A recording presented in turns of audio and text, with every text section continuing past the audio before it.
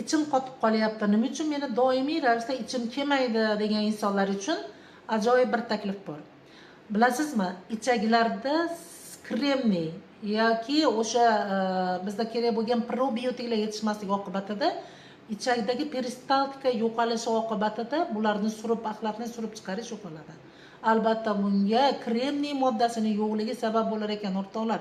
Buni olimlar aniqlab turib, mana bunday mahsulot yaratdi. Bu mahsulot o'sha ichakdagi kremniy moddasini yetarli bo'lishini ta'minot qiladi va natijada 3 kunda, 1 haftada ham kelmaydigan, doimiy dufalak ichib yuradigan yoki pikalaks ichib yuradigan insonlarga mana bu yechim bo'la oladi.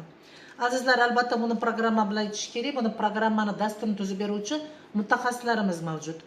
Siz kommentariyaga bu kremniyni ichish uchun albatta menda ham ich qotadi yoki qabziyat deb yozadigan bo'lsangiz, albatta sizlarga yechim bera olamiz.